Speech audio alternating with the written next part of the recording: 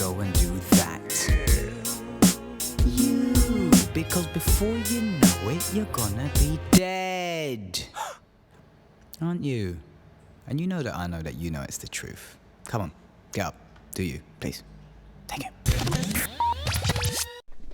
And it's time again. Oh, sorry, just getting comfortable. And it's time again for another episode of Do You. Cheers, my doers. I hope you guys are doing things. I hope you are taking action and not just contemplating it, waiting for like episode 100 before you say, oh, I might try something now. Really, because that would probably be your voice by the time it gets to episode 100. So get up and do something. So, yes, hello, my name's Reuben Christian. Just thought I'll cheers my cup of tea there because why don't we cheers tea? I think if we all cheersed every time we had a cup of tea, I know cheers isn't the right use of words, but if we did it, we'd be having more connections every single day, or maybe even with coffee. Imagine turning around in Starbucks and just cheersing someone. We might just find the one we need to be with, or we might find the one we shouldn't even make eye contact with. I don't know, but I'm just putting it out there, ladies and gentlemen. So yeah, welcome back to another episode of Do You with me, Reuben Christian. For those that are new, hello, welcome to the family. The Do You Show is a simple concept. I sit down and have uncensored discussions with those that are doing what they love in order to help more of us do the same. Simple. I was going to recap on that, but I don't think I need to. It's obvious. These people are doing what they love, and I like to find out how they found out what they love, how they go about doing it, in order for more of us to do the same. So yes, today's doer is a friend of mine called John LOUGHTON. He's a youth leader, a civil society activist, and a motivational speaker who, if you tuned in with mainstream media, you would have realised that he won Big Brother Celebrity Hijack back in 2008. And I met John when I was lucky enough to host a TEDx conference. We could call it a conference. It was on the power of purpose, TEDx Square Mile. You can check that out online, TEDxSquareMile.com, I believe. And there was like 20 or so speakers, all very accomplished in their disciplines, all talking about the power of purpose, when they found purpose, or how purpose has helped them do good work for the world. It was an honor for me to host it. So big shout out to Akeem, founder of Wild Peanut, for allowing me to do that. And anyway, so we were there rehearsal day, which is the day before, and everything was a little bit behind time, as these things tend to be sometimes. And all the speakers were getting up and just kind of getting a feel for the stage and maybe going over what they're doing for the next day.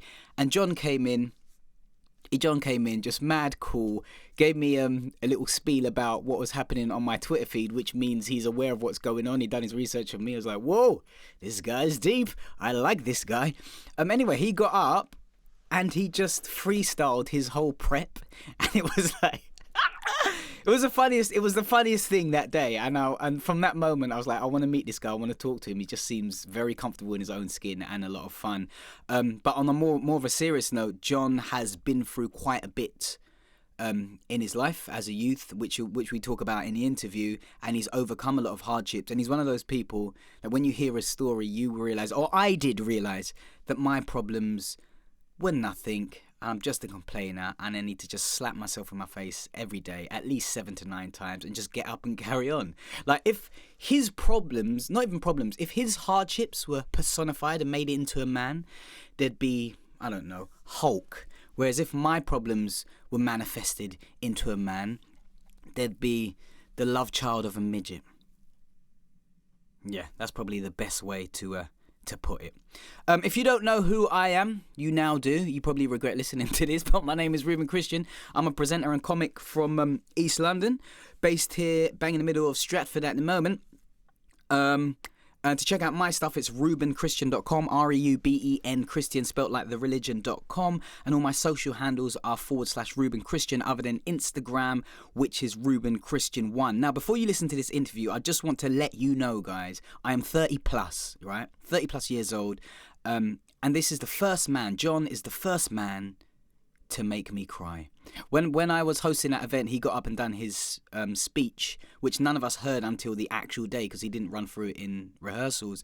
And I was just about to get up before introducing the next speaker, and tears were running down my eyes, and I was like, Reuben, man, be gangster, be a man, don't let out your emotions. And I held the tears in.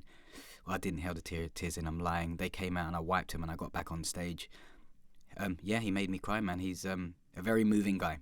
Here's the interview with John. Hope you guys take something away from it. If you did, please share it. The world needs more of this stuff. Thank you and good night.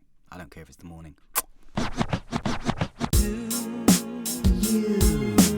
Find out what you're here to do and go and do that.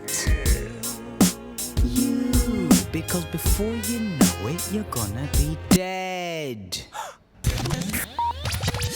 Yeah, all this stays in, John, by the way. No, Does seriously, it? like it just never stops recording. Right. So ideally, these interviews last about an hour. I love the way you tell me that after the first question. Yeah, that's the best way to do it. You know what I mean? Okay. So everyone's media head comes off. Okay. Well, until now. So these are your levels. This is nice. Are you sure you're comfortable there, bro? Yeah, I'm good. Do you want me to shut the door so we don't hear my mum? You're more. Because she's a bit of a liability to our family. I would shut the door then. Yeah, I'm gonna do that. You don't want kitchen items flying up, kind of cracking you in the head. Mum just throwing up Bibles. She hears some of the things I say. All right. Well, thanks for coming down, bro. Thanks. I feel like we're on that Ricky Gervais radio show. Which on the podcast? Yeah, they just sit around in the little table and chat. Yeah. No, this is basically how it is. Just a little bit about what you're about to get into. Do you know what you're about to get into? Not a clue, but I kind of like not knowing. Really? Yeah. Well, generally in life, because it makes it more interesting. Yeah, because you have to react. You don't plan. Yeah, no, you look like someone that can react really fucking well. Oh, really? Yeah. No, just because I know you and I've seen you on stage, and even when you went up for the warm-up, it was like you were just flawless with the way you were presenting yourself. So, yeah. Thanks. I'm sure you can take the shots. I just wanted to get out the room that night. That was the irony. Sorry for keeping you there so long, man. It's fine. I didn't stay long. I was there 20 minutes and off or something. Yeah, I know. But you were waiting for quite a little while, right? It was quite hard to follow the happyologist. Yeah. I wasn't very happy at that point, I have to say. But there we are. Do you know what? Blame Akeem, not me. I do. Oh, you do? Like, I blame Akeem for things that he's got nothing to do with now. I just blame him for everything at all times. My mum don't know who he is, but I just keep bringing up Akeem. Like, he's a mad one. Shout outs to Akeem. But yeah, like I said, thank you for coming down. With these interviews, as I was saying in the car on the way up, I know you're really, really busy, so I don't know how much you've checked out.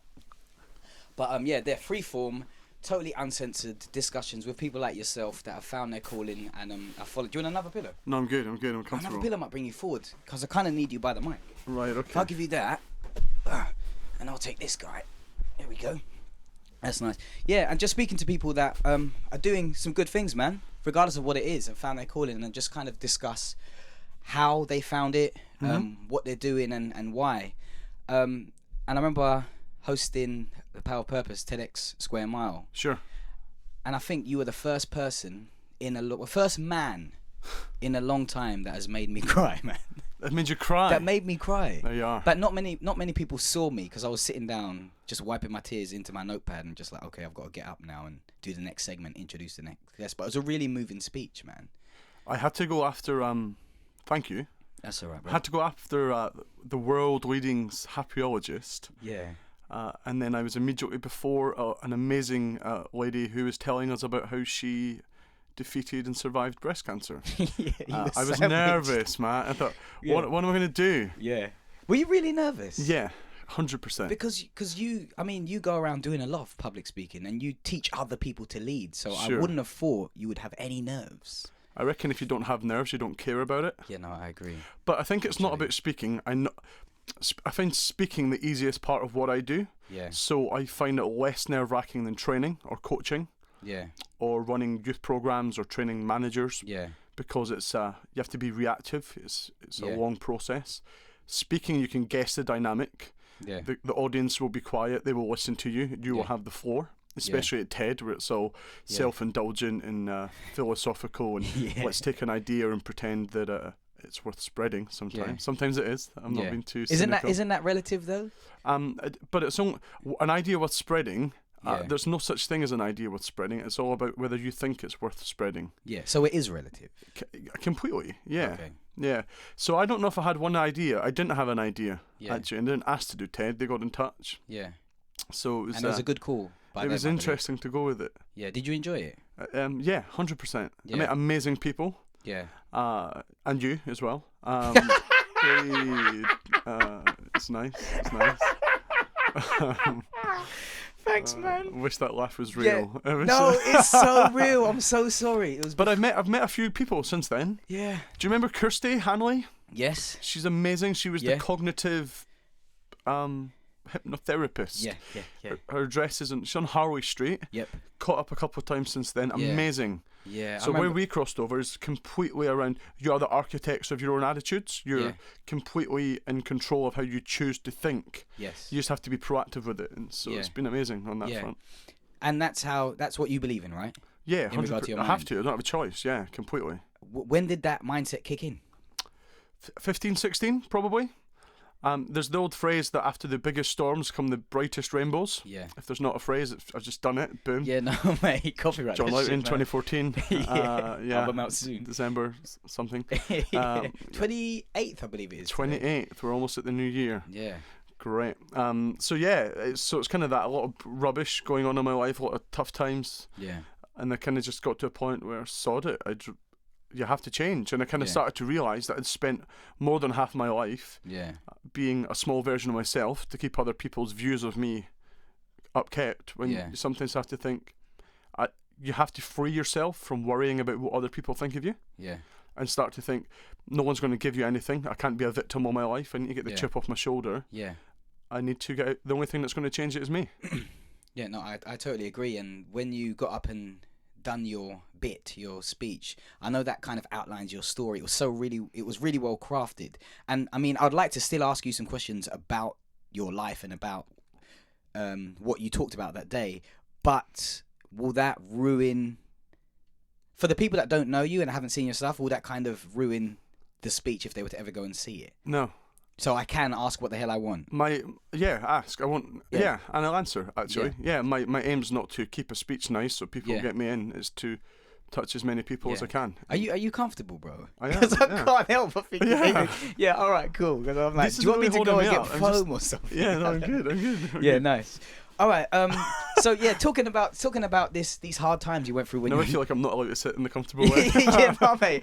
Do you? Sure. I feel like this passive assertion. No, all I could just see your arms, and I'm like, shit, this poor guy must be so uncomfortable. No, it's all right. Okay. Do you know, I need to kind of rethink this little space, but I'm just working with what I've got in the moment. I think this is an example of where you're letting what you think other people think control how you feel. Oh, this is getting deep. So I think you need to let go of, free yourself from worrying about how I am. I can't and find complete solace in thinking, do you know what, if he doesn't like it, he'll move. Yeah, complete solace in the idea that, you know what, my guest's uncomfortable, F it. I'm really uncomfortable. Yeah, okay, you know what, I don't care anymore. I've made peace with that idea. Let's just move on, baby. That's what you call a 100% positive outcome. Yeah. Just be real, I guess. Yeah, done. It's beautiful. Right, taking it back to these problems or this hard time when you were younger. What was all that about? Because I know a lot of people find their calling once they've had that ridiculous down, or they start the search once they're really low. What was that low about at the beginning? A bunch of stuff. I guess the low was just. Oh, I got coffee here. Sorry. Here you go. Sorry to interrupt. Cheers. It was that one of yours, wasn't it? Yeah, it was. It was. Yeah, this is Yeah, you can sip and drink on this show. Thanks. It's a big question. Yeah. I guess everyone, I don't know, I have a really complex relationship with me 10 years ago. Yeah. So I was, 16, 17 then, and I guess before that as well. Just in case you've not met me, I'm actually Scottish. You might have noticed. That's the accent if you're listening in America. Yeah. I'm actually from Scotland. From Scotland. That was actually an attempt at American. Do you know, that wasn't bad? That's like one of those Americans that's just been all over America. Yeah. Still searching for themselves, so they're kind of mixed up. That's enough about Obama. Let's talk about me. Okay. Makes sense. Yeah, okay, serious note. Yeah. I feel like I'm speaking to a comedian, so I have to kind of keep a banterous believe it or level. not, I used to do comedy back in the day. Did you? Yeah, someone did tell me that. A year and a half. I heard that. To no avail. I heard that. Yeah. I used to heckle myself in mirrors, bro. It's that bad. I heard that was a highlight. It's the only time I got a laugh. You know, from me. You know, your punchlines was a black eye. I just made that Here up. we go. That was really good, bro. I feel like I'm using this to kind of derail the deep convo and kind of delving. Yeah, maybe. The lid's going to come off the jar, but I'm just like prolonging the lidded version. Yeah. Something tells me this is therapy for you. Because you must go around doing such serious stuff, so it's good to come and take the piss out of I am sitting on leather cushions, so it is what we be pimping, a sofa baby. would be. We be pimping. We be pimping. Yes. There you go. I am about that life. Oh my God, you've been about that life, B. In it, bruv. Straight up, cuz. Is it? No That way, seems to be the brother. common thing. Here's a bit of kind of inter-British cultural thing. Yeah. When you travel UK, generally people are quite good with grammar until you come to London, where no matter what they ask you, the answer is it? Yeah. Is it? Are you happy? I'm really happy today. Oh, is it? Is it? Well, yes, I am. Yeah. It's really neutral though, isn't it? In it. I throw in it around a lot. What if you're not in it? You're always in it. Are you? I've always been in it, man. I feel we should just can't get out forget of the it. story and just like. John, I can't get out I of think we it. should just do this. I think Where were we? We were actually I was gonna talking take about the- pain. we were talking about pain. But it's so good that we can just laugh at pain, right? You have to listen. We're liberated, man. Do you know? Anytime I meet people and they don't know what I do, they think I do comedy. Yeah, no, But I'm not actually. You thought I was doing a comedy sketch. Yeah, Um. because I think you've got your innately your comedy timing is quite good and your wit's there, obviously. True. You can have your own show. I think something might come out of this. Do you know the problem is the second you say, okay, you have to be funny now. Yeah, you're effed. Yeah.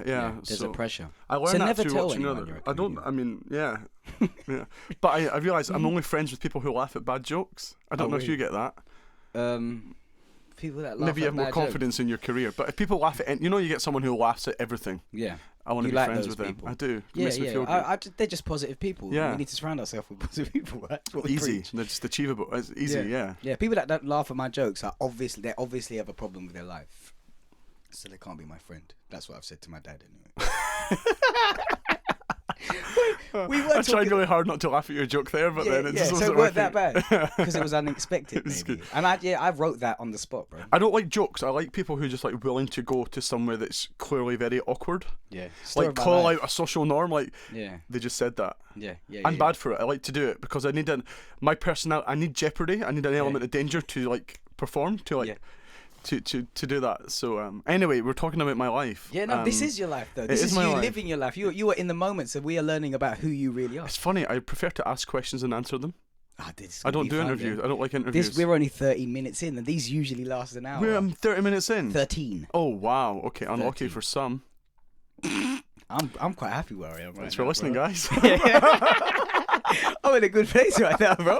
I'm in a good damn place. So yeah, let's attempt to talk about pain. Let's try. Pain. Yeah. Yeah. So when you were 16. Fundamental to human endeavour is pain. Yeah. You believe that? I don't know. It sounded nice then. Yeah, I guess I do. The problem with pain, and we're British, so we're all a bit egalitarian. We like to. We're very aware of the class system, what we have, what we don't have, from aristocracy to pauper. So we're kind of used to people talking about where they're from, whether it's Gordon Ramsay and his brother who's struggling up in Glasgow on heroin, or whether it's kind of rappers or singers who have went from kind of the streets to beats. Boom, boom, got it covered. Why you gotta do that Got to that me? covered. Kendrick's wanting that one. Yeah. It's a rapper, everyone. Yeah. Yeah. Just not that guy. You know I your can't go shit. there. I don't. I'm trying to. I researched coming here. I thought I'm going to What's East Kendrick's London. second name? Lamar. What, Ma? Limar. Are you sure- are you sure about I can't that? say L's properly. This is. What was that? Wiki. You used Wikipedia, didn't you? Yeah. Oh, see, I threw you off there. It is Lamar. I know it's You Lamar. did- I've seen yeah, him yeah, but twice you last did- year. Grew up But in you Compton. didn't defend with. Grew up in Compton. You didn't defend with conviction, Joe. It's because I felt that I'm going to let you have your moment to find solace in outing me as some sort of. So it is all about other people. It is. You Well, stick to your guns, man. do you know what I always say? This is deep now. Here we go. Wait for it. Put a drum roll in after this. Go. I see dead people. Sorry, you breathed heavily in his thought. You still see dead people. I do. I You do. really did used to witness. See how I weaved it back into the story of pain. You want me to get onto You it? did witness dead people. I feel because it's really formally set up here that it's like, well, I'm not. We're If this sitting is on, like, formality mattresses and to you, if this is formality to you, God above, you've come from a. I've got a big. life. I've got a big black ring in my face. Oh, whoa. Pause. I'm not taking that out. That's staying in. That's not the right sentence. Because After you know that, what? you You're shouldn't say that. a single man now, right? You shouldn't say that. So this is an advert. You shouldn't say that. Your sentences. this is going out to East London. your sentences, mate. Your sentences after what I said first was worse. I went, "There's a big black ring in my face," and you went, "Oh, I'm keeping that in." I'm not taking. For anyone out there that has thought I'm dark skinned and thought I may be black, I don't know. There's something you can do with that in your mind. If that makes any sense, because it doesn't make any sense to me. All of a sudden, I'm ready to talk about pain. There's It all a joke in started. the idea of I'm being not black going. and I grey. realised where that could have went again. yeah. That's not what I meant. This is so good. I'm gonna sip this coffee. You don't understand how much I'm not putting this on my Twitter network when it comes out. You don't know how hard I'm promoting this. I'm actually gonna pay specialists to promote this. I'm gonna actually holler at Tom from MySpace to help me. Tom from MySpace. Do you remember? MySpace. Tom. Oh damn! I'm giving away my age here. Surely yeah, you know Tom. buddy. No. Tom is the guy on MySpace that was friends with everybody. So I believe he's the founder of MySpace. So everyone who ever went into MySpace was on Tom's friend list. So if Tom tweets out or pushes something out to his network, everybody gonna know about that. Everybody. See, I'm just dropping some East London swagger in there for you, bro. Ain't it? Oh shit, you sound real down, John. I'm slaying, my friend. Sway's a rapper, by the way. I'm about that life. What's his second name? He doesn't Wrong. He doesn't have one. No, his name's Wrong. Sway Wrong. Yeah. That's got a vibe to it. Sway Wrong. Apparently, there's a rapper called Young Roddy. My middle name's Roddy. Ah, really? So yeah, I don't really know him that well. Do you know who's the most expensive rapper to hire out is? It's maybe a bit obvious actually. Tinchy Strider. Yeah, how'd you know? He's from the ends, bro. Yeah, from the bits. it's pricey, He's from down mate. here. It's pricey. How much did you have to pay for him? Gosh, I think I paid in chocolate. Really? Yeah. He doesn't look like he's been eating any of the chocolate. Yeah. Have you seen it? He donated it to me. He gave it straight back to you because he knew. And what you're about? You I didn't look wanna like give it. I've not eaten much chocolate I wasn't either. going there, bro. No, I went there. This is insecurity. Do you know how much I almost didn't get in there? Do you know how much I didn't get in there? These are insecurities. You know it's bad when you have to strategically maneuver body parts to get up to the loft here? Yeah. So what are you trying to say? You trying to say something about my my limited studio? It's. I think it's real. I think it's real. I think you should never change it. I would never. When change you're it. big time, bigger time. Thank you. I think you should. I'm happy where I am. Keep But thank this. you. I really don't like Jonathan Ross. Really? Yeah, he's. May I ask why? Because I think he's got too formal. I liked him with a bit of an edge. He's kind of he's trying to be edgy while having sold out a bit. And You think so? Yeah, I don't think it gets the best Maybe out it's of a people. natural progression in his life and where he's at. That's good for him. Yeah. But I just think but for your me, opinion, yeah. there's a realness that's not there now. Okay. I don't know. I missed that. I don't think I actually don't know if there's not many interviewers that I really like anymore. Yeah. Paxman was a good egg. I liked him. Yeah. He'd call it as he saw it. I like that. Yeah. He's real. I don't know. Maybe it's something to do with Jonathan's contract. Yeah. I don't know. Or maybe it's a total different audience moving over, so you slightly have to shift to what you're doing. But comedy and interviewing, it's quite an interesting mix. Comedy and interviewing. Yeah. Yeah. I I guess think it works quite well. Did you? Yeah, ditto. But I don't know if he. I don't. So I think someone like Alan Carr gets it better. Probably because he just gets them really trashed. Or yeah. Really trashed. Or what they show of Alan Carr's recording that evening. So remember, everything's edited that they put out. So I'm always at the back of my mind. I'm like, no, this is so real. It's going to be black ring in my face jokes. This is black ring. I'm in my going to face, reference that many times. So I'm gonna create a black ring thumbnail to push this out. Thumbnail for Instagram and for social media purposes, of course. Right. Yeah. And we can come up with a hashtag. I'm sure between us it won't be hard to go hashtag black ring in face. Hashtag liberation. I don't get it. You're not supposed to. It's art.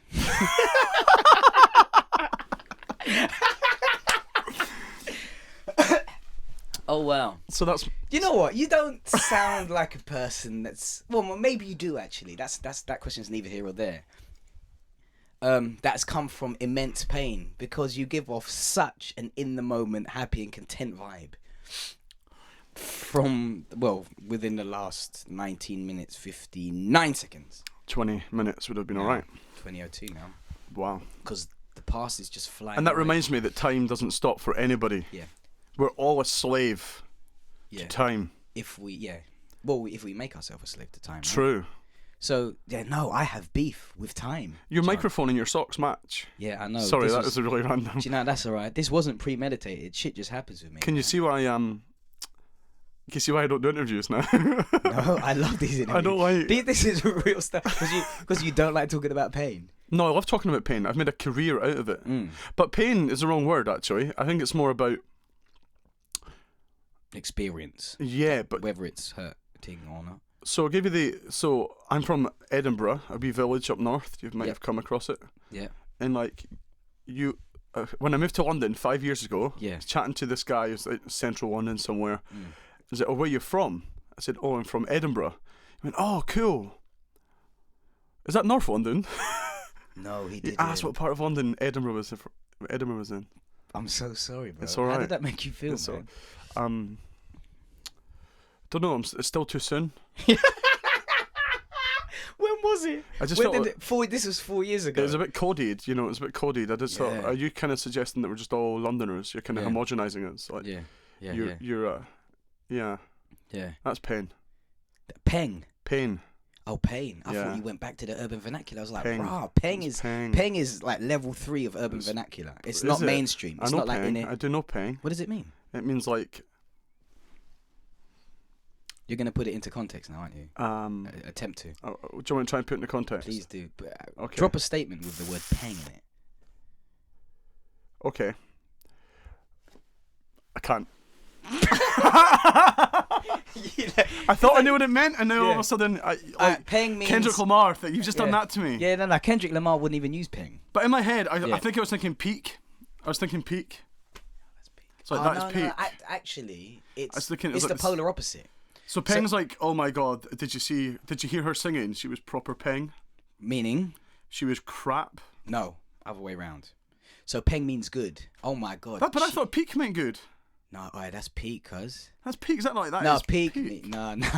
Shit, I taught you something today. Yeah, 1 point for me, baby. Mate, you're gonna teach An me eighth a of a lot. point. Right. So Peng means something you hold in high regard. Like, that is sick. That is great, man. That's That proper is cool. Peng. That is the shit. That is proper Peng. Yeah. Yeah, Peng, right? Okay. But peak is like, you know what? That's a bit.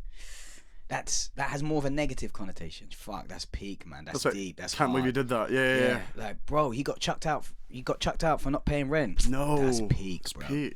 Right. Let's work on that throughout this. Yeah. Well, I'm slowly putting it all into the archive of your mind. Thank you. You'll pull it out when you need to, because you still got to get from my house to Westfields. I have. Yeah, I mean, I can drive you to Westfields, but when you're in Westfields is kind of peak, man. Got to get Festive to season. them Olympic ends. Yeah. Olympic ends. All right, so let's attempt one more time for the 600th time. Pain. Can you actually hear the clock? I can. That got really surreal for a minute. I think it's because I don't like to associate with the word, you know. All right, let's change. Let's change the. Thank you for your twist. question. That's all right, bro. I've had a wee time to think about it now. We means small for people who are not you, Ryan. If you know what Peng means, you probably don't know what we means. So let's just kind of cover all bases here. Yeah. No, okay, being serious, I use humour a lot actually to cover stuff up, even if it's historic. And also humour's a leveler, because if you can be funny, you're bringing everyone in the room in. Yeah. Even if it's because they don't like the joke, and then there's a bit of banter as a result of that. Yeah. But no, I was a guy like loads of people who it's funny, it connects with a lot of young Londoners actually, maybe especially from certain backgrounds, who don't see themselves in the media, don't see shadows of themselves achieving anything, doing that well. They're never told they're going to achieve anything at school. Family issues, like I guess probably my biggest challenge has been family. I've always dreamed of what I think a normal or nice family has been, and sometimes I don't know if this is true. You can never compare it. Sometimes having a bad or tough family is sometimes harder than not having one around. Sometimes. Okay, so it's sometimes worse. You think? It can be. It's a bit like having if you've not worked for ages and you get a job and it's a rubbish job and then you walk out. Just puts you off working. Something bad can be worse than not having it. But I guess just struggled. Poverty is the word. We don't like to use that word anymore. Social exclusion. Kind of growing up, didn't think of anything out of the time. You don't grow up in. Where did you grow up? North Edinburgh. Okay. A place called Muirhouse, Pilton. Okay. So I guess you could probably compare it maybe to some of the tougher parts of maybe, I don't know, Peckham or Brixton or Hackney or something here. Parts of Tower Hamlets, kind of, etc. And yeah, I guess growing up, you kind of realise you're judged by where you're from. So my postcode had a bit of a stigma. There was even you wouldn't get deliveries, wouldn't come there. The police didn't respond to calls. Deliver. No, Royal Mail didn't deliver. Yeah, no. No, you just didn't get mail though. That was quite funny. Oh. People used to steal mail off the mailman. But like, if you phone out a pizza, they would refuse to come to your house. Yeah. Like, they wouldn't come to that area. Yeah, Or like, there's even times where the police would refuse to come and answer calls at times to certain. the police. Yeah, they wouldn't come to certain streets. Why? Because they think. Just the hassle they would get. The fire brigade stopped coming because, but again, the local gangs or the young ones, not completely excluding myself from stuff, would go and there's a real issue with firefighters being attacked. It was just complete, why? Exactly. Just complete denigration on some levels. It's funny because when I speak about where I'm from, it's quite negative. Like, I got bullied really badly. I had to see, like, got a lot of, like, head doctor help, like psychologists, psychiatrists, kind of given up emotionally in life. Dad wasn't around, kind of walked out when I was quite young. How old? 9, something like that. He walked away a few times, and he's not in my life now, I guess. But Mum kind of had the boys on her own, which was How many of you? At that point, 3 of us. Okay. Me, Steve, and Roddy. They were both younger. I was the eldest. Yeah, and kind of just didn't have money, or like even when I speak, I talk about how kind of the electricity meter would cut off like 1 or 2 days a week because we just didn't have electricity, and like we're in an overcrowded council house, surrounded by a lot of very, because here you call you say it's estates, right? You have estates here. Estates, yeah. We call them schemes in Scotland. Okay. So you're on a housing scheme, or Yep, here it's a housing estate, or projects in America, or whatever. So it's kind of, we call it that, and I guess we're in quite a tough one. It's defined by its problems, not by its beauties. And I guess looking back, I see it now in other young people, whether it's they're codifying themselves by where they live in their postcode, by their skin colour, by their religion, by their sexuality, by how much money's in their bank, by who their parents are. There's all these reasons to maintain a victim's mentality, to see the world or this country is not serving us, to feel like you are a spectator sitting on a negative outside looking in on the rest of the world happening really bubbly and well. Yeah, like even adverts are all completely, like that, right? man. Middle class and above, they seem to be. Yeah. It's funny. I've done a lot of work with people from ethnic minority backgrounds since I've been in London, especially. And it's weird. I kind of, not always, because it's generalising, because there's no such thing as a ethnic minority position on something. It's very spread. But there's a lot of connections that even I don't know how to articulate, that I just feel. And it's about sometimes otherness. Or there's kind of a default mainstream Britain, and then everyone else maybe has to fit into that. Okay. And if you're that middle class, middle age, middle management, straight, white, able man, that's default Britain sometimes. And the further away from that mode you get, the harder it is to have an automatic pathway into through life. that or above it. Well, it depends what you see as a target. For me, I couldn't think of anything worse. I chased that dream for a long time and became an absolute... I became not a nice person. Chase that dream. Yeah, I wanted money, I wanted status, I wanted stature, I wanted to be in London, I wanted to show off, I fed my ego. Because I'd never had anything, I wanted to become something. Yeah, and I've gone through exactly the same. What did I try and become? The thing that everyone else thinks is good, not what I find is good. Because I was so paranoid to have that chip on my shoulder of not being good enough, of being that poor kind of working class boy from North Edinburgh, where I was told that I wasn't going to achieve anything, university wasn't on the cards, I'd never drive a car, own a house, I'd get some girl pregnant by 16, get a council house quicker, declare myself homeless, sign on at the brew, i.e. job centre, take drugs, whatever, like all the stuff that passively people just kind of expect from you. Yeah. Even right down to, think of schools, like we say, oh, there's a 75% free school meal intake at this school, we have 67% of children with single parent backgrounds. Sorry, what? So, what's your point? And kind of all these judgments, it's you're putting me in a box based on what you perceive my problem or issues has been, as opposed to looking at what I can offer. It's never about activating what you're good at, it's all about managing what you're bad at or what you're being told you're bad at. So I guess like lots of people around this country, I grew up with a lot of problems, but on the outside, so a tough school, bullied, all the stuff I mentioned, but also on the inside of my front door. When you don't have a strong family unit, then there's no foundation. The bedrock is tough. Yeah. And when there's violence and abuse on both sides of that door, and breakdown and crime. I mean, I joined a gang. I was smoking stuff I shouldn't be smoking. I was running. How old were you? 13, 14. Okay. And I'm quite open about that. And it's someone who works in politics or would work in politics in the future. I will say I have smoked stuff I shouldn't have. I have done stuff I shouldn't have. I have hung around with people I shouldn't have. Does that make me a bad person? Well, I think not, but you can judge that. It makes you a product of your environment sometimes. And sometimes it's just about survival. And when you don't have an emotional attachment to something, when you don't have a sense of belonging, when you don't feel connected to, you're not a hot wire to the success of a country or an economy, as we like to call it now. Why bother? Why try and be succceul? Why try and change rebel even more? And there's young people sitting right there who said, I'm never going to vote. They're all bloody the same. Why do I need to bother working? I don't have anything to offer. Why should I bother getting in touch with my family? Why should I make an effort? Why should I be good? I can't judge them for saying that. But I can say I get it. And there's no beauty in self-destruction, and there's absolutely no answers in destruction of others or other things either.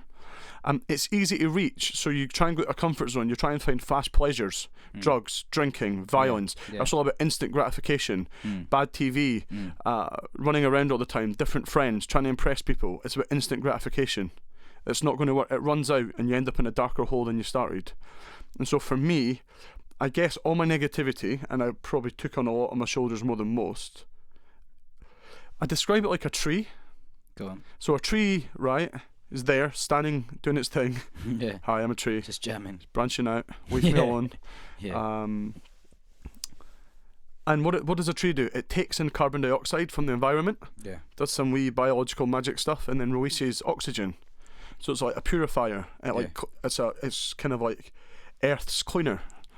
And I guess for me, the only way I describe what I've done is I took in all the crap around me, all the kind of family struggles and breakdown, and being told that I was a mistake and a regret, and being bullied as the fat ginger guy in the streets, or being told that I would never do well because I'm at a crap school, or people judging me because of the clothes I wore or how I spoke, and had to think, no one believes in you sometimes. You're just written off really fast by society.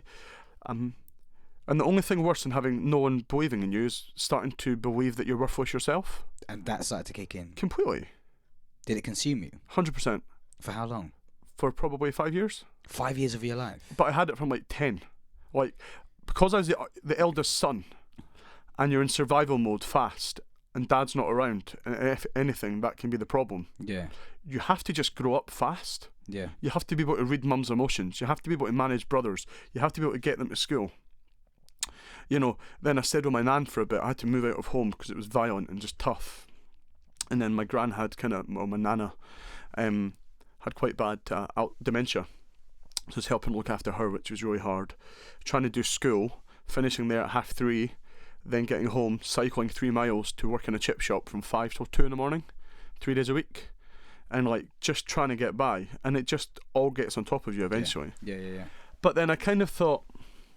Did you ever... Sorry to cut you. Did you ever attempt to just end it all? Yeah, that's probably one of the eureka moments in my life. I always say there's 3 people. So you've heard there's 3 people who've changed my life. Probably there's many more. Do you know? Can I just say about ones? There's this thing. There's a phrase out there that we like to use, or people like to self-style. I'm a self-made man, or I'm a self-made woman. Yeah, but we coexist as opposed to there's exist. No such thing as a self-made person, man. We are all products of people, opportunities, chances and groups around us, whether you realise it or not, whether you choose to accept it or not. We're all products of help or connections from others. 100%. That's the heater, by the way. If it gets too hot, let me know. Yeah, we'll do. So the first person that changed me was a young guy who lived in the same area as me, and he was about 12, 13, something like that. And he wrote a diary basically, and I read the diary quite recently. I read it again quite recently, and he talks about, there's sentences in it I can't remember it word for word, but he says stuff like when I go to sleep sometimes I just hope I never wake up. No one cares about us. Our lives will never ever change. Looks at his family as a complete dysfunctional setup and emotional drain on him. Doesn't believe that it's going to achieve anything. Complete hopelessness.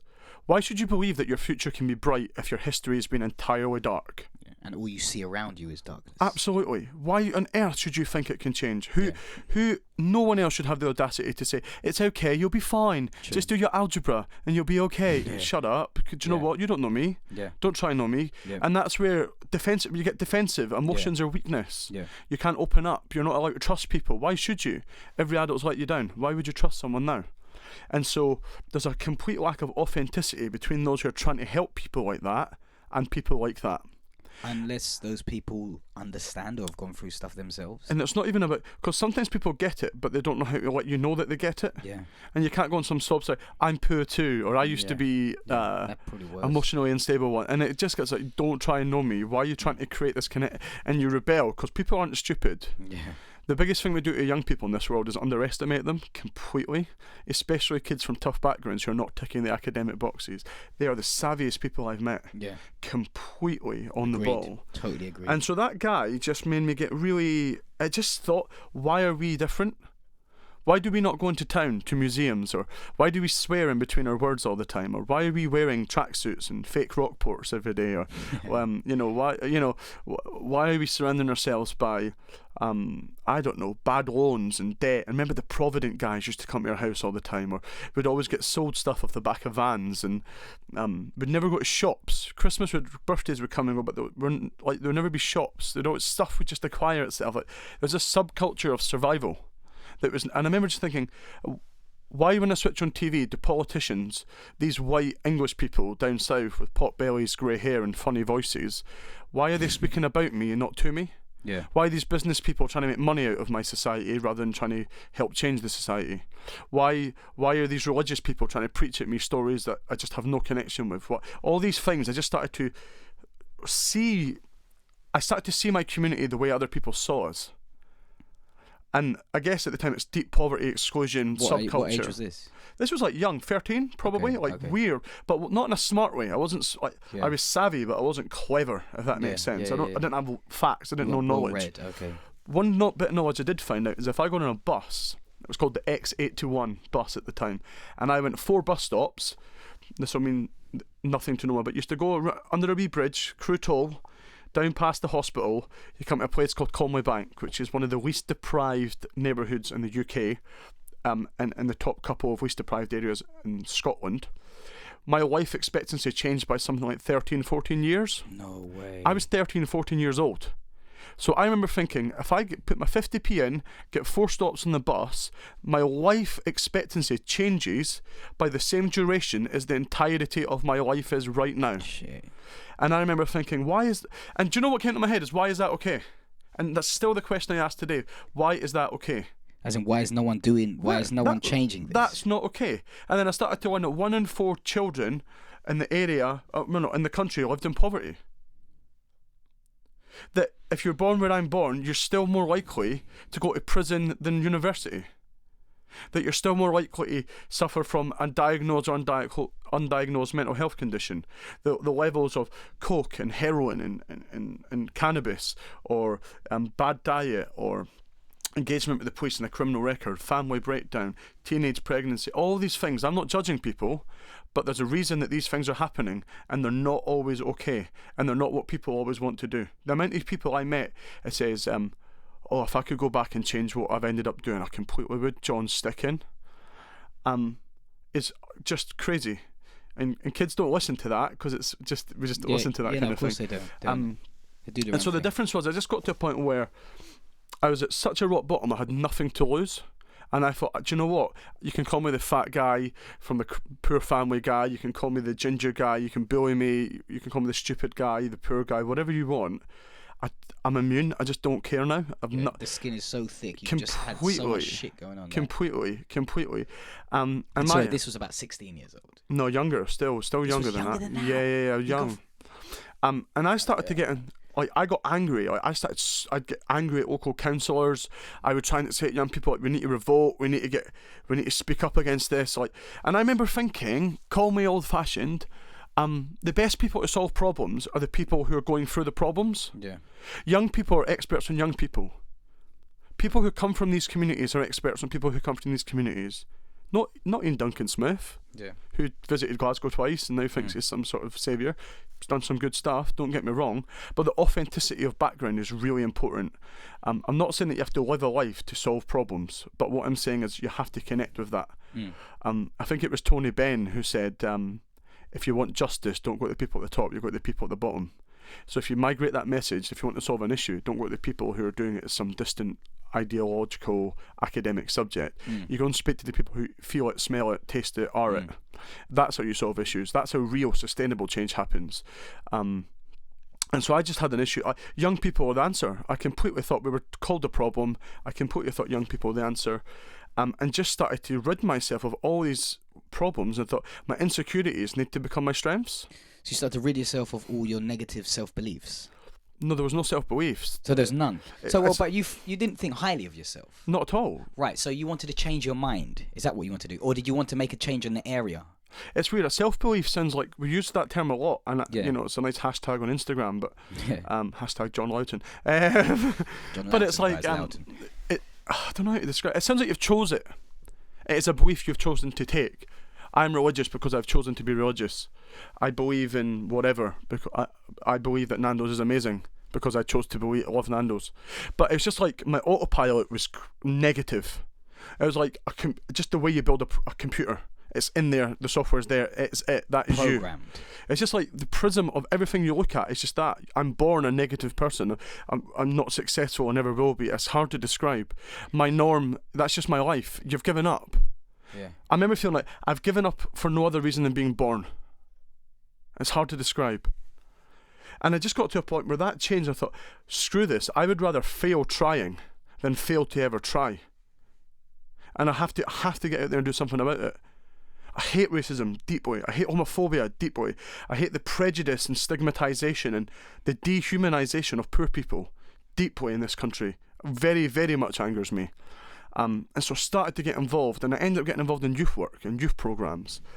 And I liked it because there was people who were positive and could joke, and they had emotional empathy and they connect, and they would have fun but not self-destruct, and you know, all these other things would happen in the local area. And then like the local inclusion programs got me involved in the citywide things. Like, you know, we've all know these, you know, the boroughs, or you know, the Young Mayors Awards, or you know, uniformed organisations, whatever. And I'd done this Edinburgh version of that, but very quickly realised I became a poster boy. I was the working class one. Oh, you became... And an otherwise very vanilla, mainstream set of youth work opportunities, which are great. They have an absolute purpose. Yeah. But again, I was starting to live two lives. So I'd go up to the city chambers in Edinburgh and eat nice sandwiches or beef chicken vol au vents. I found out they were called. I still haven't had the pleasure of those. I remember I used to think if I used to eat olives, I was middle class now. Yeah. I remember I used to think that. Anyway, that's a weird thought.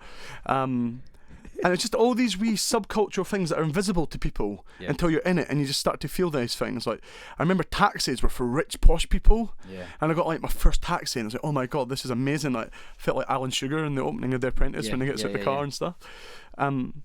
But I wanted to change it, and I remember class was a huge thing for me, and money, and everyone else was getting picked up in the BMWs and these nice fancy black Lexus cars and whatever from like their parents, and I was like waiting on bus tokens to get the bus home, and like I'd do this nice event on like anti-alcoholism or around youth voice and decision making, or youth participation as we call it now, whatever. And then I'd go home and literally my little brother would be stoned or high and smashing golf clubs through my bedroom door, and or like you know, I don't know, there'd be massive fights in the street, or the police were there, or whatever. And it was like, how can I? And I was like, who am I? What am I about? I don't know. Wasn't that just the transition though? Completely, but but see, when you're there, who are you? Am I this poor guy? You know, there's something very parochial about poverty. You kind of people want you to do well, and they want a kind of they want the flowers to come up through the cracks, if you like. But they don't want you to get too tall. Oh, who's they? I don't know. It's hard. Maybe it's just a general pressure, but there's the chattering classes of the working classes. Because like within every community, you've got your wee power structures, your community activists who are professionalised and quite excluding sometimes themselves. They don't let young people in. And I remember 15, I started getting involved in the Tenants Association. I wanted to like speak up against like that and the mental health groups and the anti-discrimination movement and the anti-poverty movement and all these other things that I was very passionate to get involved in. And there was not young people around these doors. You had your old timers who had their gripes ingrained. They're passionate about some things, giving up on other things, often quite angry.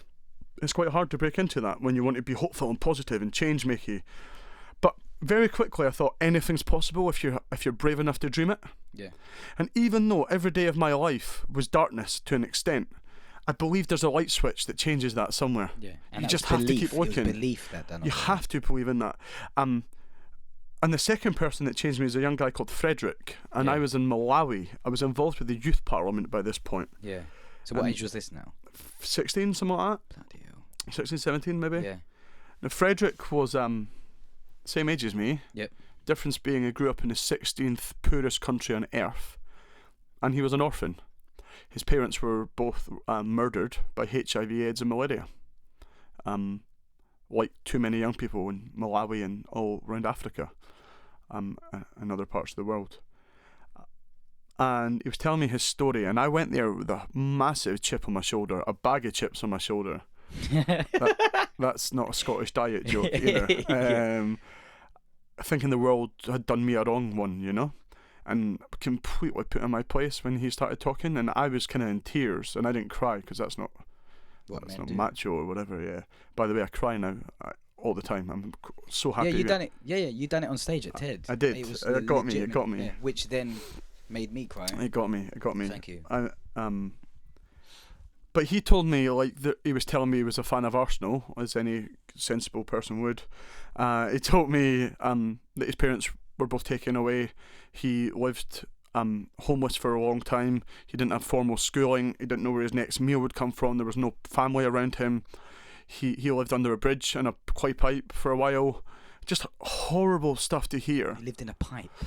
Yeah. Like a sewer system kind of thing. Yeah. I don't know. I didn't see it or anything. But I remember saying, he lived under a pipe. That was his sheltering. And like, he was sitting looking at me as we're sitting now, but closer, like over a small table. He told me that not to feel sorry for him or worry, because he had a ambition, he had a dream, if you want to be cheesy about it, and that was to make other young orphans not go through what he went through, to give them a better start in life, to give them 3 basic things: food, love, and books, school, breakfast, and a hug. 3 basic things that he did not have. And he now runs that orphanage. Wow, what a G. And I'm sorry, he had every reason to hate himself, every reason to give up, to not bother, to question God, to undermine fate, to roll over and let life just take control. But he persevered, and now he's running an amazing service that's changed his life, given him a purpose, and is changing the life of hundreds of other people. Now, who are we to sit here, whatever our problem is, and say, what's the point, nothing can change. I'm not going to vote, they're all the same. Why bother trying to get involved because no one like me is represented on TV? My family's in a bit of a mess, so why should I try and change it? I'm just becoming a product of my environment. I don't want to do well. Screw school. What's the point of giving it a go? I'm useless, I'm rubbish, I'm crap, I have nothing to offer. If Frederick can dig deep from that kind of place and pull that out the bag, what can we do? So no excuses. Completely. No, there's reasons. There's reasons. It's weird. I straddle a very bizarre set of horses, if you like. But then, do you not believe that a purpose and a belief will always trump the reasons? Not immediately. Sometimes I think it should ultimately. You are. I don't care how good you are. I care how good you want to be and how good you think you are. Yeah. Because there's this thing, and see if you're brought up in a comfortable environment, you're maybe well educated in the traditional sense of the term. You are encouraged to do well. You see other pathways of success. You have positive adult relations. What you do is you find, even if it's not always meditated, you get a strong sense of self-awareness, self-confidence, self-belief. It's instilled inside you. There's a concrete middle that keeps you very strong. Whereas maybe if you're brought up in a very fragile environment, you become very, very resilient on the outside. Yeah. You become an instinctive survivor without knowing it. Yeah.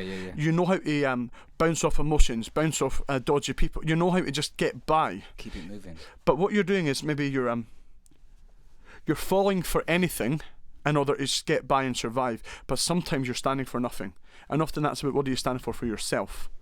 Now that's a generalisation. The most amazing sense of community I've ever come across is where I'm from. The most empowering, beautiful, strong people I've ever come across is where I'm from. The best youth work I've ever come across is where I'm from. Why is it when people have the least to give you the most? Why is it that when everyone's backs are against the wall, the first thing they do is just think of each other? Whereas if you come sometimes to Oxford Street, or you go to nice areas, when I've met loads of presidents and prime ministers. I've met the Queen 7 times. I've been in Buckingham Palace. I've visited 40 odd countries. I've met multi-millionaires, and they don't have the warmth and openness and comfort that Betty McVeigh, who's in her 80s, 90s, who lives round the corner from where I grew up, who took me under her wing, has.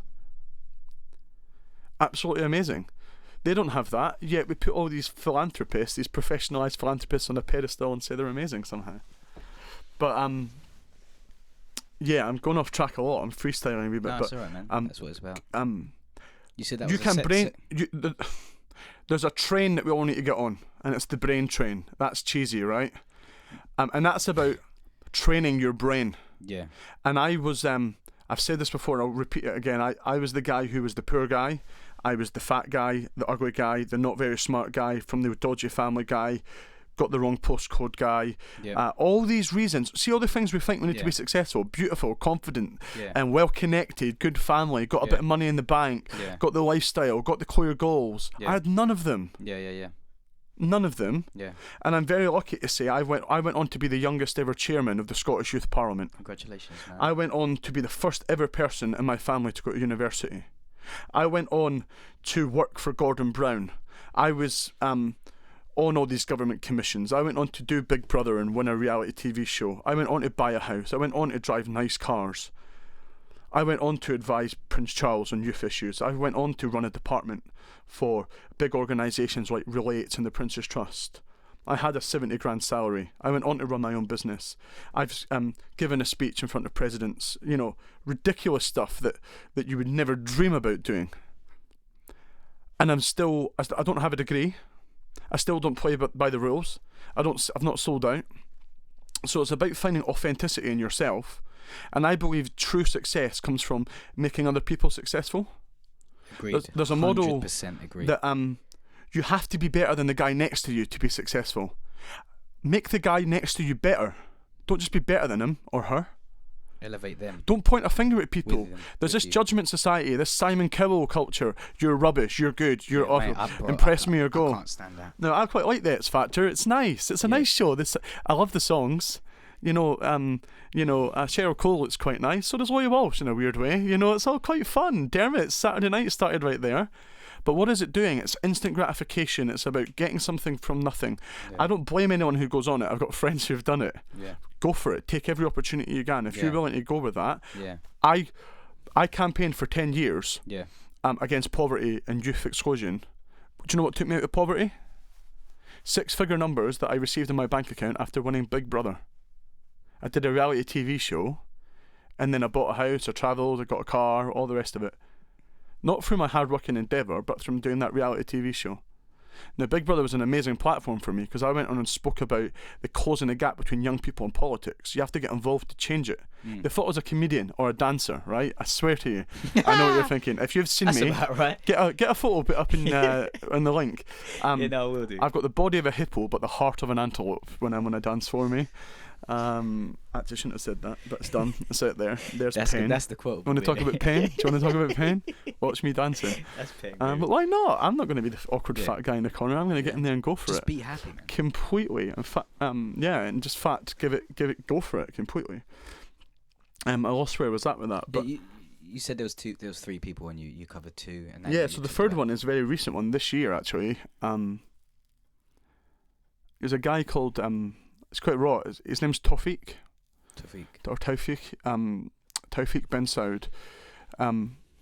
He was like a teenager, 18, and he was from Libya.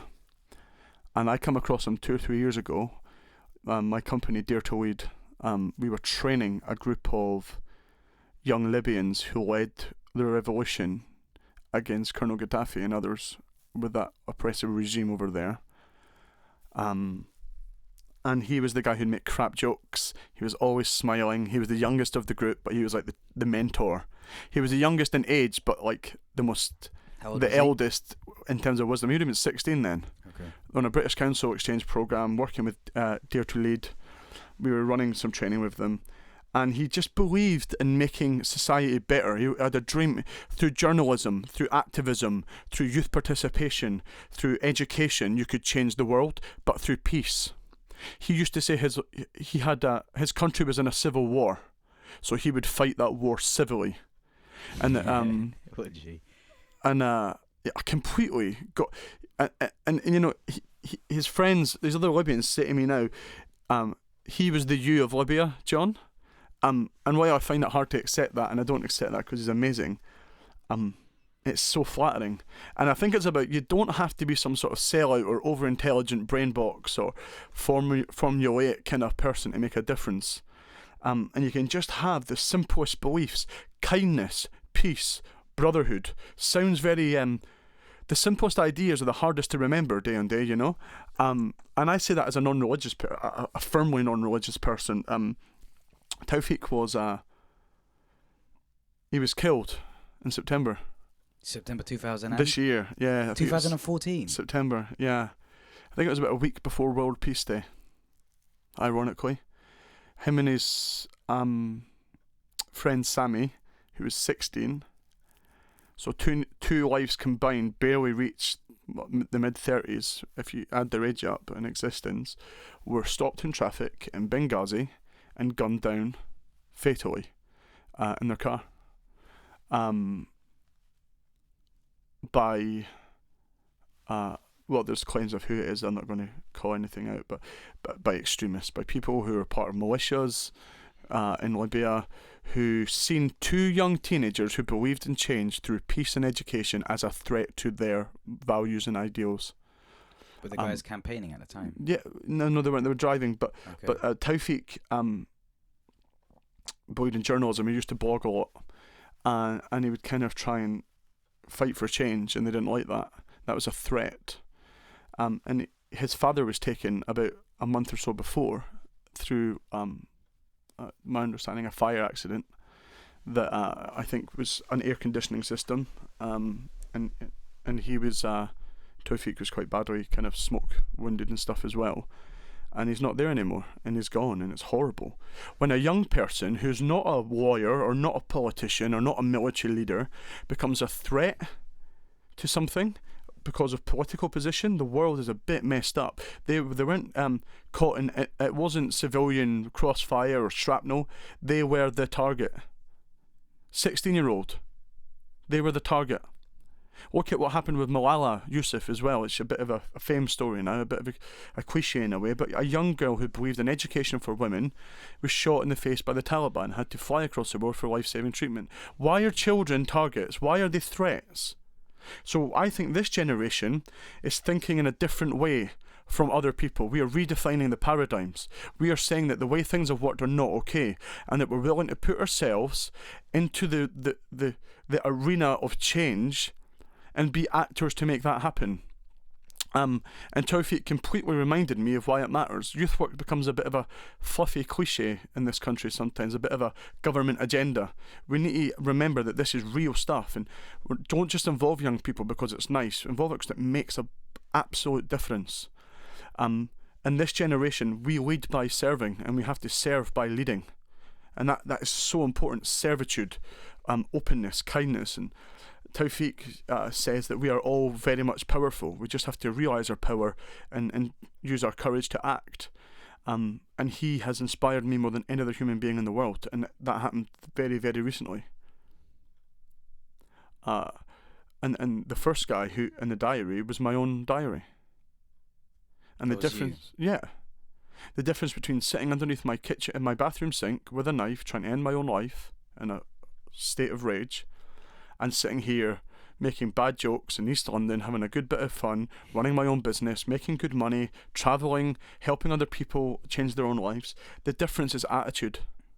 Brain train. If you learn to take command and control of your thoughts, don't go down the negative, easy, quick path which leads you back to your comfort zone, which is usually not that comfortable, ironically.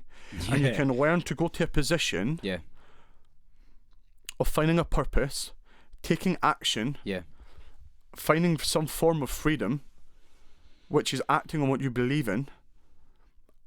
Things can absolutely change, as it did for Frederick, as it has for me to an extent, as Taufik completely believed in. Yeah, I totally agree. I mean, I haven't experienced anything near as hard as what you've gone through and the people in your stories. But I had a downer in my life as well, and I realized I needed to rewire my brain totally. So what I did is seek counsel, and I just immersed myself in a lot of books and a lot of and audio tapes and whatnot. How does somebody restart to sort their mind out? How did you do it?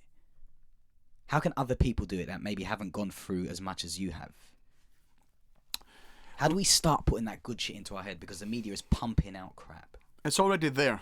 It's in there. I'm going to completely get this wrong, but it's it was Einstein that said something like, if you tell a goldfish that its intelligence is based on its ability to cycle a bike, it'll grow up its whole life thinking it's stupid. Yeah. I probably said that wrong, but I've heard something. I think it's. And that's the whole thing. You are everybody is amazing at something. We're all experts in something. We have to be our fullest version of ourselves. Confidence is very silent, and insecurities are really, really loud. And what I say is you have to just take that minute to find the silence, find that confidence, and learn how to build that. And I call it kind of your positive anchor, your internal anchoring. Yeah. Don't be we're all a bit like Easter eggs, you know. It looks a bit nice and sweet on the outside and a bit tough, but inside it can be a bit empty or a bit struggling.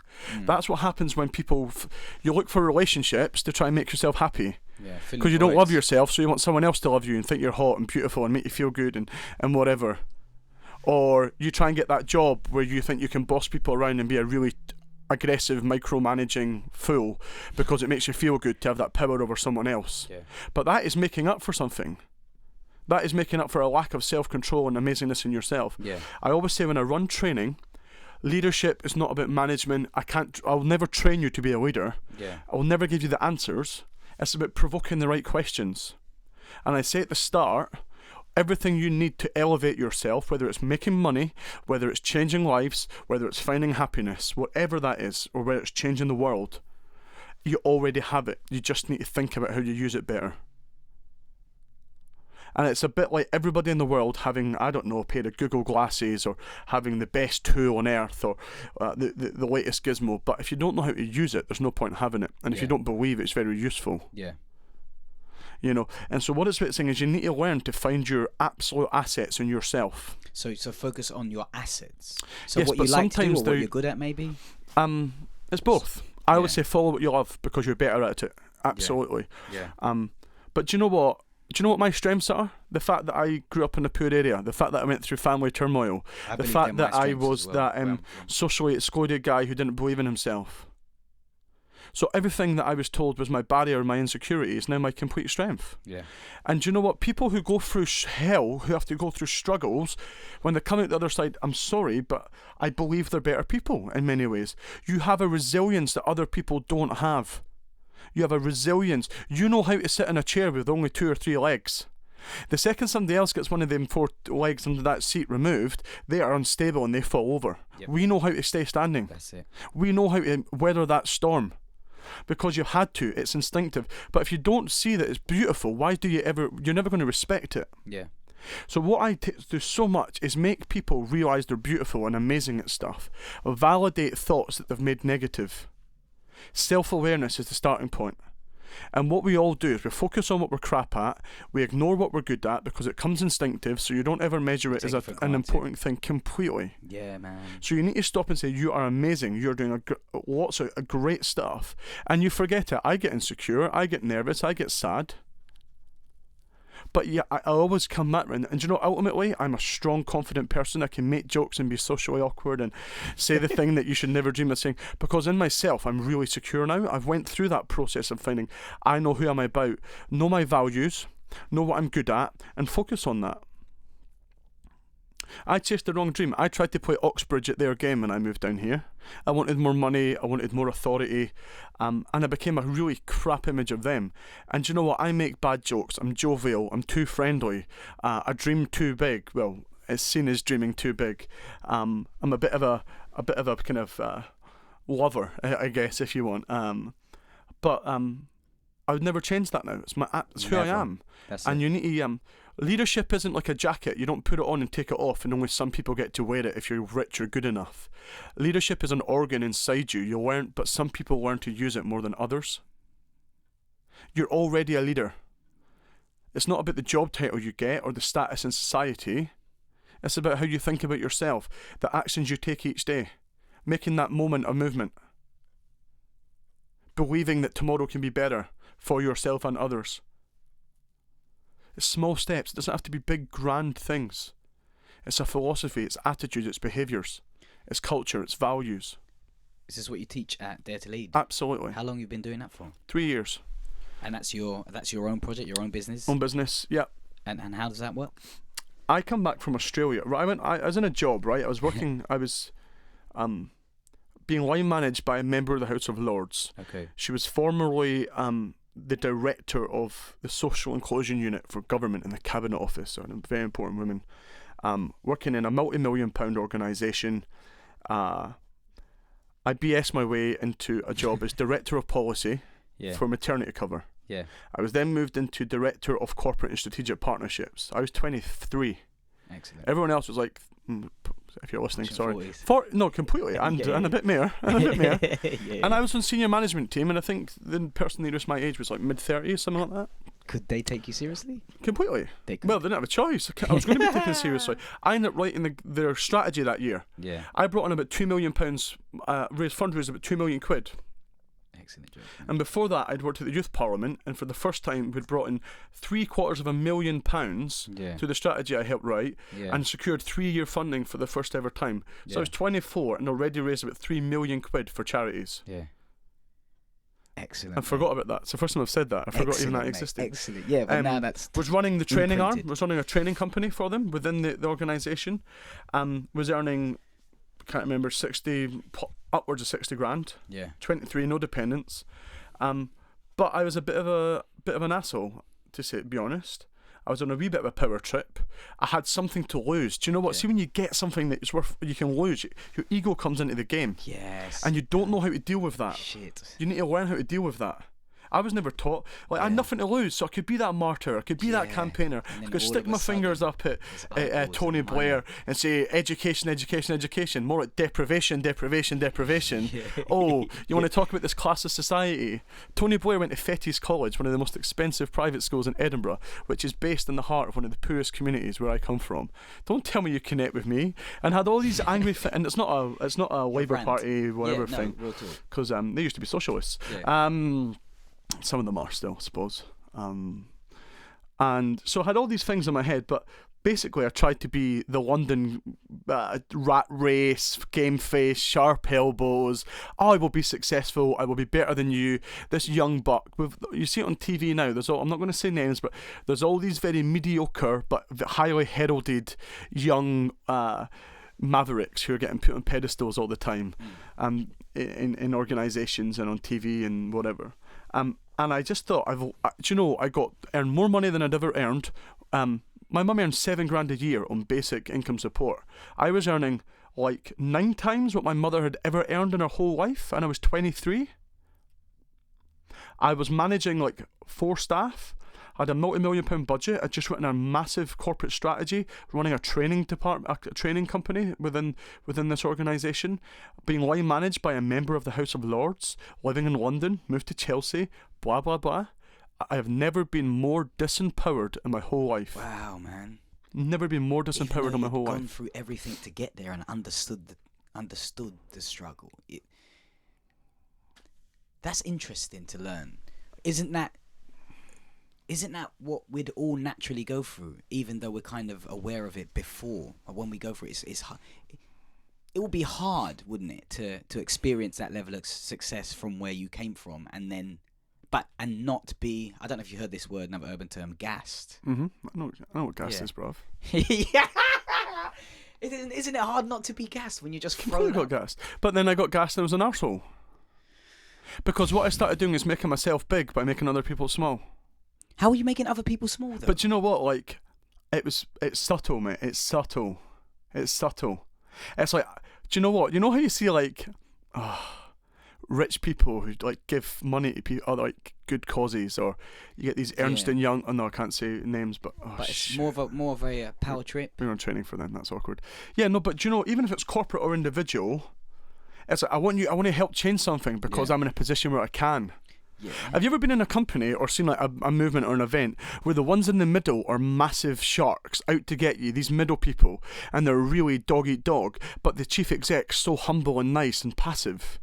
And you're like, these ones, if I can get past these ones, these guys are nice. The civil servants are awful, but the minister's lovely. It's because they get to such a position of untouchable that they can afford to be like that. And seem like that. Or have that aura, they build their brand around that, but really they're quite, and I was in that position where I was kind of cutthroat and trying to be that guy, and sometimes it's quite pretentious, you know, but yeah, I had something to lose, I had an ego to protect.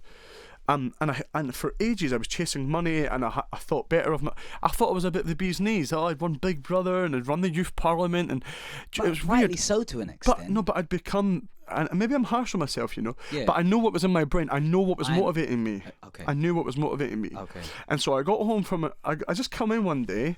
I'd been in Australia. I attended CHOGM, which is the really posh acronym for the Commonwealth Heads of Government meeting. Okay. It's the second largest gathering of heads of state on earth, after the UN General Assembly. Yeah. 54, 55 prime ministers and presidents all gather in a single room. The event is chaired by the Queen and the host head of state, which was Julia Gillard, the Prime Minister of Australia at the time. Yeah. Actually born in Wales and a good ginger woman. Nice to see a country where the gingers get power. Take note, Charles Kennedy. Anyway, and long story short, I got elected as the African spokesperson for youth. Yeah, square that circle, bruv. You want to talk about being gassed? Want to talk about being gassed? And like one of the first ever Europeans to be elected by I'm not the irony of the British white guy being elected as the African political representative also ginger. Is not lost on me. Yeah. The Big Red. Yeah. The Big Red, that's your rap name. I can't believe I said that. Yeah. Rick Ross tried to stop me getting that title, mate. There's no bit. There's only you can't have that. Yeah. But there we are. You're on a long game. Never heard of Rick Ross. I just read it on your CD collection. You haven't heard of? No, Rick? I have. Okay. It's weird. I don't know why I'm throwing out all the. Do you know? I'm listening to J. Cole's new album. Are you really? I'm loving it. Mate, absolutely. It's so good. It is very good. It's very truthful. It's very good. There's one about I can't remember what it's called. No Role Models. It's called something like that. There's a lot of truth in it. Yeah. Did you see what he done on Letterman? Do you know the last one I just read? The last song I just listened to. Sorry, it wasn't J. Cole's. It was Nas. Yeah. Nas was on like old school thing, and it was I Can. Yeah. Do you know that one? I know I can. Yeah. I can. Be what I want to be. Be what I want with the kids. If you work hard at it, you'll get where you want to be. Yeah. And it talks about like talking to kids, obviously talking to young black kids, black kids especially. Yeah. Don't forget, you were kings and queens in your country. Yeah. You know, and if the truth is told, then the youth can grow. Yeah. And you know, there's so much power in what it is for me. Like, I don't understand rap music, and I never really will. What are you supposed to do? I mean, if it touches you, if it moves you in a way, it's done its job. Do you know what rap done?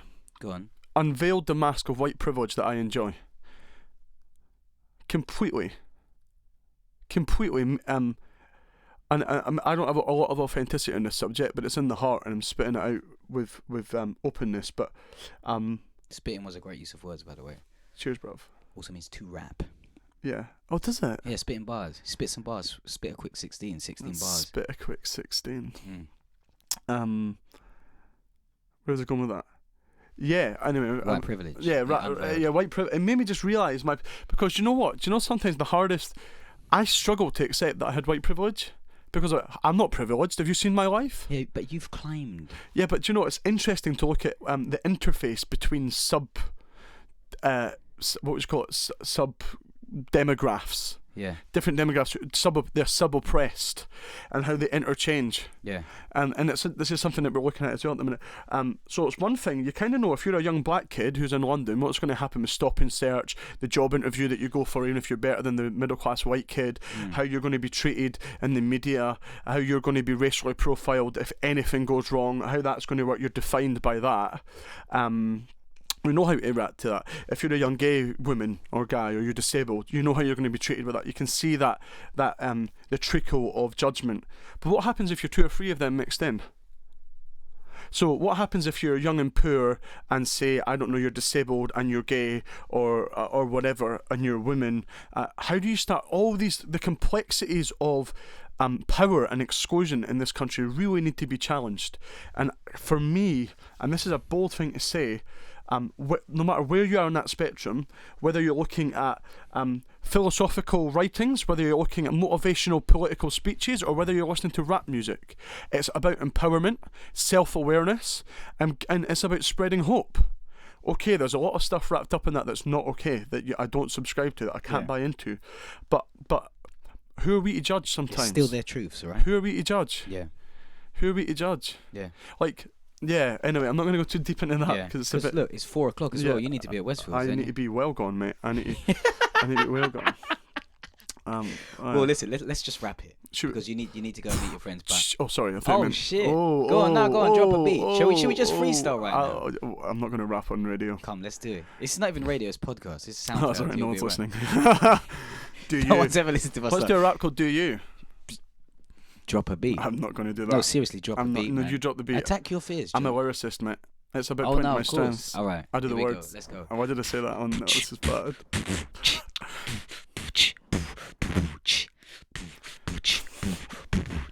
Started from the bottom. Hey, did you want original? Did you want original?